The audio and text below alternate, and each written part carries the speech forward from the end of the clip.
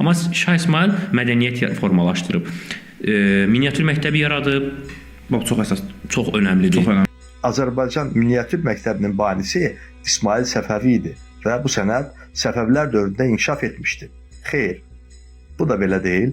Azərbaycan miniatür sənətinin Ağqoyunlular dövrünə aid çox sayda və misilsiz nümunələri var. Mən heç bir zaman, heç bir halda Azərbaycanda miniatürün banisi, yaradıcısı Şah İsmayıldır və ya miniatürü ilk dəfə onun dövründə çəkilib. Ümumiyyətlə belə bir söz deməmişəm. Ağqoyunlu, Qaraqoyunlu dövründə təbii ki, pərakəndə şəkildə miniatür məktəbləri var idi, miniatürlər var idi, daha doğrusu məktəbləri yox. Ayrı-ayrı rəssamlar tərəfindən çəkilmiş miniatür nümunələri mövcud idi.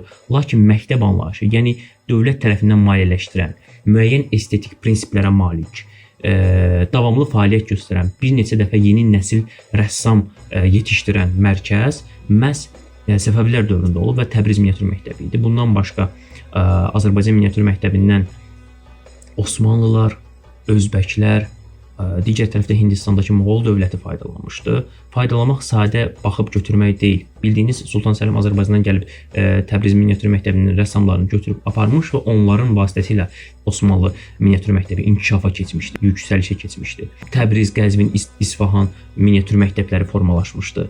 Bunu belə izah edə bilərəm sizə. Təsəvvür edin, bir rəssam gedir, hardasa nə isə öyrənir, gəlir öz şəxsi fərdi marağı üçün və onu inkişaf elətdirir. Bu tamam başqa bir şeydir. Biri də var ki, dövlət institutlar yaradır. Nə bilim, atıram Bakı Dövlət Universiteti, Gəncə Universiteti, İncəsənət Universiteti və universitetlər və bu universitetlər davamlı olaraq yeni nəsillər yetişdirir, öyrədən və bu davam edir. Bunların arasında çox ciddi fərq var. Məncə bunu bilir, manipulyasiya olaraq istifadə edir sözü. Məsələn, mən demişəm, heca vəznində divan, kitab, Azərbaycan dilində o heca vəznində ilk şeiri deyir.